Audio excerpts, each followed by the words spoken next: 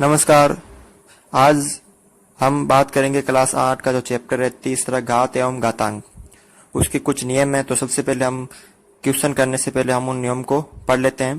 तो देखिए, इस टॉपिक में सबसे पहले हमने जो पिछली कक्षा में पढ़ा था 7th में, हमें कोई संख्या दे रखी होती थी 2 की पावर 4, 2 की पावर 8 या 5 की पावर 3।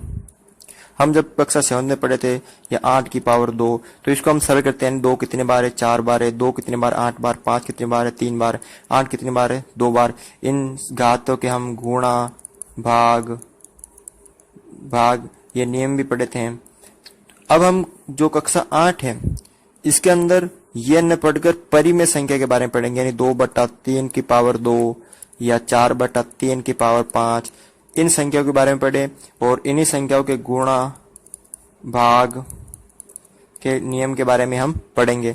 जिस तरह ये नियम लागू होते हैं वही सेम नियम इन परिमेय संख्याओं में भी लागू होते हैं। तो सबसे पहले हम एक बार वापस वो नियम देख लेते हैं कि क्या क्या होता है। सबसे पहले पढ़ते हैं हम गुणा के नियम। गुणा के नियम पढ़ते हैं जब हम किन्हीं दो परिमेय संख्याओं यानी a/b इंटू a/b को गुणा करते हैं और उनके जो आधार है समान है, यानी ये आधार है समान है और घातें क्या है? अलग अलग है। तो हम आधार तो वही रखते हैं और उन घातों को हम क्या कर देते हैं? प्लस कर देते हैं।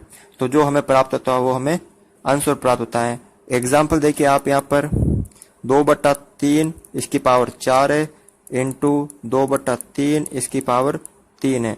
ये देखिए आधार समान है और घाते क्या है? अलग अलग है। तो हम आधार तो वो ही रखते हैं और घाते को हम जोड़ देते हैं। 4 + 3 यानी 2/3/7। आप इनको सोल्व कर सकते हैं। 2 7 बार है और 3 भी कितनी बार है? 7 बार। हम आगे पढ़ेंगे तब ये बात करेंगे। अब देखते हैं भाग के नियम में। भाग के नियम ये बात कर रहा हूं मैं जब आधार समान हो। भाग के नियम में भी देखिए जब क्या हो? आधार समान हो, यानी a/b और ये भाग, ये a/b और ये भाग, या मान लीजिए 4 है या मान लीजिए 3 है। आधार समान है, भाग है।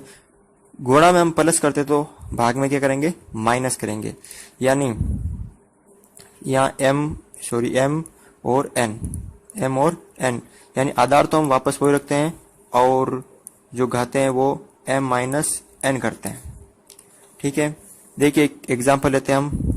3/5 घात इसकी 8, भाग का चिन्ह है 3/5 और घात इसकी 3। तो हम सरल करते हैं। 3/5 आधार तो वही और 8 - 3 बराबर 3/5 और इसकी पावर कितनी हो जाएगी? 8 में से 3 गए 5। तो इस तरह हम गुणा के नियम और भाग के नियम सरल कर सकते हैं। एक नियम और है, अगर आपको ऐसा पसंद आ जाए a/b और उसकी पावर अगर माइनस में, यानी उसकी घात किस में हो? माइनस में हो, तो इस सबसे पहले इसको सरल करने के लिए जो इसकी पावर है माइनस को, इसमें प्लस में बदलना जरूरी है। ये आधार है और इसकी पावर कितनी है? माइनस में। तो सबसे पहले इस माइनस को किस में बदलना है? प्लस में। बस आपको सिंपली कुछ नहीं करना है, ये जो आधार दे रखा है इसको आपको उल्टा करना है, यानी b/a जो परिमेय संख्या दे रखी है उसको आपको उल्टा करना और जो घात माइनस की वो प्लस में हो जाएगी। बस आपको ये इतना करना। जैसे एग्जांपल लेते हैं हम, 2/3 है और इसकी पावर माइनस के 5 है। अब आपको इसको सरल करना है तो सबसे पहले जो माइनस की पावर है इसको आपको किस में बदलना है? प्लस में। तो बस 2/3 को 3/2 में बदल देंगे, यानी उल्टा कर देंगे और ये पावर हो जाएगी प्लस की 5। तो इस तरह हम इसको सरल कर सकते हैं। अब देखिए एक और आता है यहाँ पर कि एक संख्या है, मान लीजिए यहाँ पर a और उसकी पावर m है और फिर उन्हीं की पावर क्या है? n है। a है, उसकी पावर m है और फिर उसी की पावर क्या है? n है।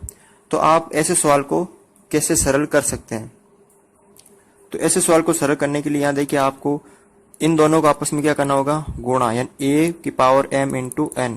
ये जो आएगा वो आंसर। एग्जाम्पल देखिए आप यहाँ पर, जैसे 2 की पावर 3 है और इसी की पावर 2। इसको आप सरल कैसे करोगे कि इन दोनों को आपस में क्या कर दोगे? गुणा।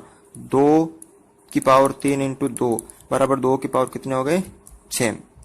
यहाँ आप परिमेय संख्या के रूप में भी ले सकते हैं। मान लीजिए यहाँ परिमेय संख्या के रूप में आ जाए, यहाँ देखिए a बटा b और इनकी पावर कितनी है m, और फिर इसी की पावर कितनी है वापस n।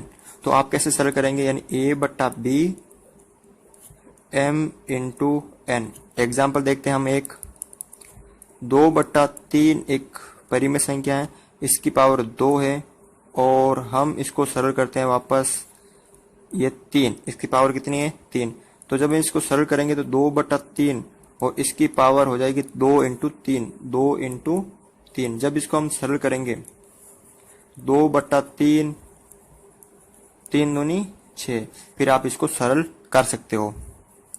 यहाँ एक क्वेश्चन और आता है, एक नियम और है यहाँ पर कि जब कोई संख्या है a बटा b और उसकी पावर 0 है, तो याद रखिएगा कि जिसकी पावर 0 होती है उसका मान सदैव कितना होता है 1। चाहे वो संख्या कितनी भी हो तो उसका मान सदैव कितना होता है 1। ये आपको याद रखना है। चाहे कोई भी संख्या हो उसकी पावर 0 हो तो उसका मान सदैव कितना होता है 1 होता है। ये आपको याद रखना है।